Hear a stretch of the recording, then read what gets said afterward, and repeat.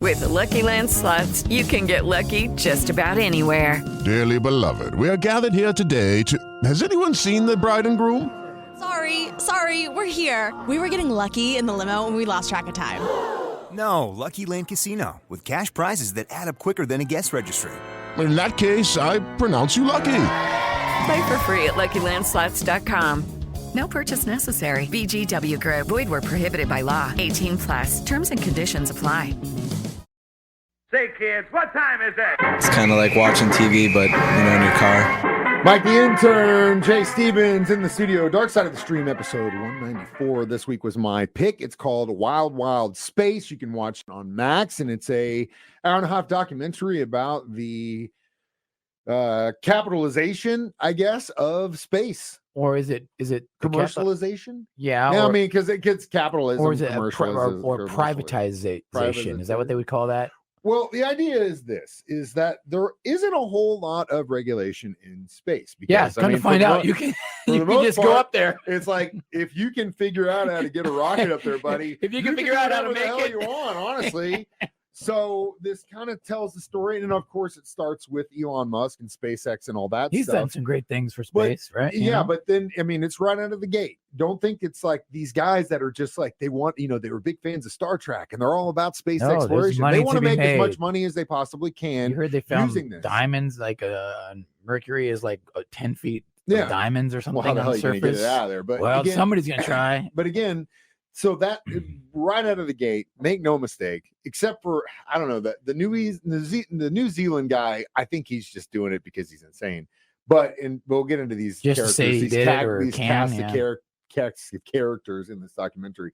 But of course, make no mistake, these guys are all about the money. And it really follows three individuals that have been kind of got their own hand in space exploration from the commercial side. And their approaches, what they believe in, why they do what they do, and kind of how this thing all started, which is, I thought, was pretty interesting in itself. And it really began with the idea that there was a guy who was involved with the Star Wars program in the 80s under Reagan. And he gets fired. But then eventually NASA's like, hey, we need to bring you into this thing in California. It's not going so good. And so he, being an open-minded guy, which I think this is the best way to manage people, is to bring in new blood. And he brings in all these guys that have, they're not military dudes. Fresh ideas. They're all academics. Out of the box thinkers. They're really smart kids, but they start really like trying to figure out like, hey, we don't have to spend like the billions and billions and billions that you thought you had to, like we did in the 50s and 60s to get to the moon. We don't have to do that anymore. Well, if government's involved, it's going to be overspending, and nobody's going to a lot of red tape. Red tape. Nobody's going to pinch pennies. Everybody's going to overcharge. Yeah. Privateering, you can control the spending and hey, that's not what that should cost. Also, like, again, at this point, like other people were already getting into it. So the government's so far behind, no one really cares about NASA. But then all of a sudden, Elon Musk comes. He's like, I'm doing SpaceX. Everyone's like, oh, this is badass. Yeah. Let's do this. It's like a modern NASA. Again, they're still involved. But like you said, once the government gets their hands on it, it just takes a lot. There's so much regulation. There's so much little you can do. But again, it was interesting to see all these guys' takes, and we'll talk about that next. Dark Side of the Stream on 104.7 The K.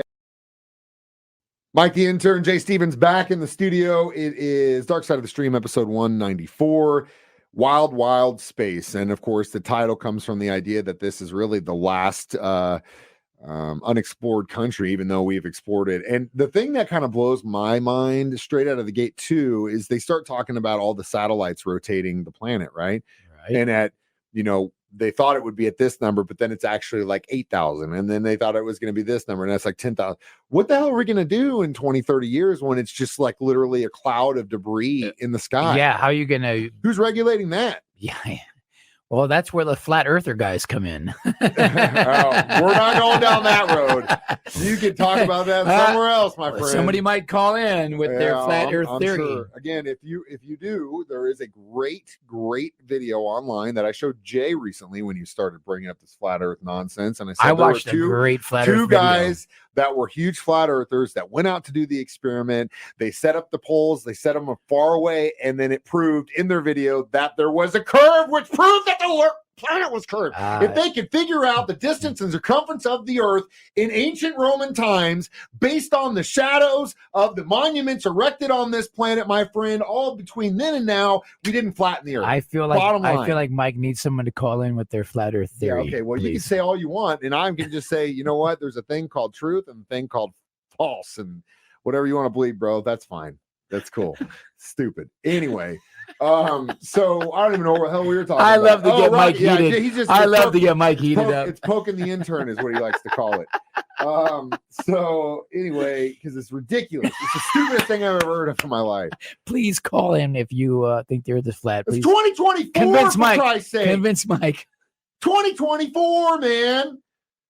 And the thing that blows my mind is like, have you ever read 1984, my friend? George Orwell? No. Yeah. The final, most hardcore act was ignoring what you see and hear in front of your face. No. That's where we're at, bro. When you have things like that pop up and people actually believe this crap, it's like, dude, but again, I don't entertain, because it's like I always say, you want to believe in a fairy godmother that grants wishes. That's awesome. If she's granting your wishes, dude, I tell her where I live so I can get some wishes granted. You know what I mean? It is what it is, but that stuff is nonsense. Anyway, so you really meet three different people. You meet one that's definitely like the flamboyant, slick back hair. He's in Silicon Valley, money. You meet that dude and his company. You meet his friend who he was a buddy with, which that was crazy. Like, they did call themselves the odd couple, but these two dudes that met in college that became friends. The other guy went off to form Planet, which is kind of like more of an eco-friendly, we need to do this for humanity, not money, kind of that stance. And then you got this dude in New Zealand who's never been to school in his life, has no PhD. He's not an astrophysicist at all. He's just a doer. But like, the guy builds rockets, like legitimately didn't have to go to college to do this. Now, this is what I wanted to bring up while I was watching this. I was like, we got to talk about this. Do you think college degrees are worth it anymore?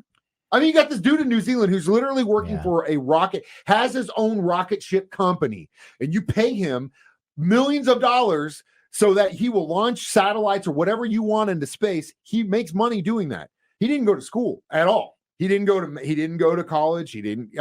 I feel like the college degree these days, it's definitely become watered down, or it's not as necessary. And you got the other dude, Mr. CEO, who was in college. He dropped out and started his own company. Yeah. Immediately. And this was like the early days of the internet. And it's like, so I bring that up not to dissuade you kids to go to school. Yeah, and personally, be cool, stay in school. I still think that there is a very valuable experience in having that for, in my case, 6 year, 6 year high school experience. You had college, my friend.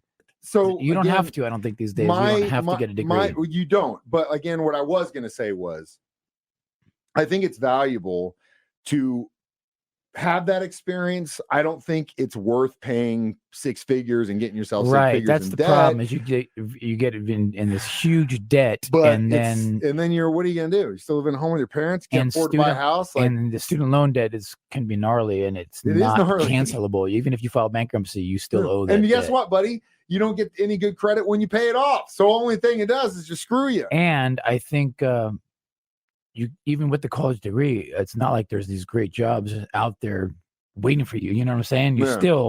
I know a lot of people that got degrees and they're not using them. That's what I'm trying to say. Yeah. Again, it's one of those situations where this, especially, even though this documentary literally had nothing to do with college education, that was like the first thing I thought of. I was like, or flat earth. We basically talked about everything but the documentary, except for Mr. NASA. But he was a Paul, whatever his last name was. He was military, but most of these dudes, they were self-taught. You know what I mean? And it just kind of goes to show you that it might not be worth it. Anyway, we'll actually get back to space next. Dark Side of the Stream on 104.7.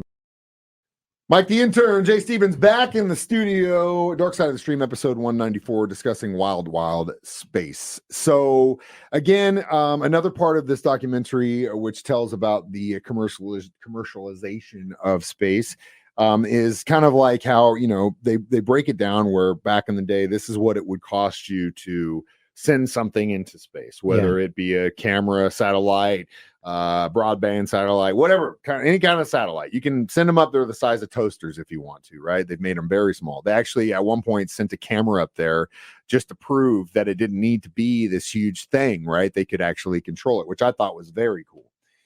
Well, like everything gets smaller and cheaper. Yeah, very, and that's kind of what, and that's what we're seeing. Except for iPhones, they get more expensive every year. Which is strange, and then they keep getting bigger. Yeah. But again, so they break it down, and the kind of slick CEO dude from Silicon Valley, you know, he's like, we're making it extremely affordable so anyone could do this, blah, blah, blah, blah, blah, and their cost and how much it costs. And then they go to the dude from New Zealand who's also trying to get a price break, but it costs a lot more. And he goes, I just don't make crap, which is so funny because like literally he was going through like just the individual like rivets on these rockets, you know, and the attention to detail. It's more of the art of the craftsmanship, I think, for with him, him. right? Yeah, absolutely. And he's like, he wants it to be perfect and a beautiful work of art, I think. But again, it just, I thought it was a really interesting look at where we are in this thing, and nobody's really talking about it at all. And eventually there's going to have to be some regulation that comes into play, right? And this happens. You see a pattern with this, like there's no regulation on something. People start jumping in. Oh, things are starting to get crazy. Oh, we screwed up. We didn't regulate this. Now we need to try. And then government tries to catch up, and that's when it gets. That's why these guys are trying to do what they do so they can have a seat at the table. Be part of that conversation. The government always gets late to the party, and then just tries to screw the party up. Really, that's what happens with these regulation things. Usually, it can, but again, it's very interesting to see that how fast this is going. And not a lot are really it's cool. Hey, if you're listening right now, you can build a rocket and send it to space. Send it to space. Let us know, because I'd love access to your satellite wherever it is. That would be super dope. Or put like a picture of me and Mike up there and shoot it to the moon. Pictures of me and Jay in the backyard of our house. Boy, he already gave you his address earlier. No, I didn't. That was edited out. We'll be back with the Dark Side of the Stream episode 194, and our reviews next on 104. Jay Stevens back in the studio. Dark Side of the Stream episode 194, Wild Space. How many satellites would you give this? I'll give it 3 little satellites. 3 little satellites? Easy watch, but there was nothing crazy.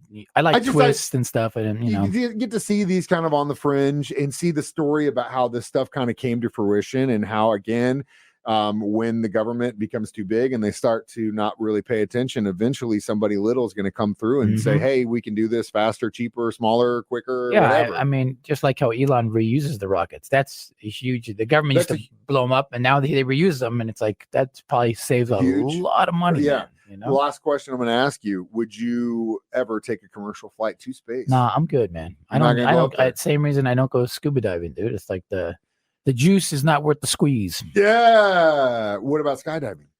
No way, dude. You? Oh yeah, bro. Have you? Not skydiving. No. Well, are you going to? Yeah, I was actually going to go with a buddy of mine. I'm Victoria Cash, and I want to invite you to a place called Lucky Land, where you can play over 100 social casino-style games for free for your chance to redeem some serious prizes.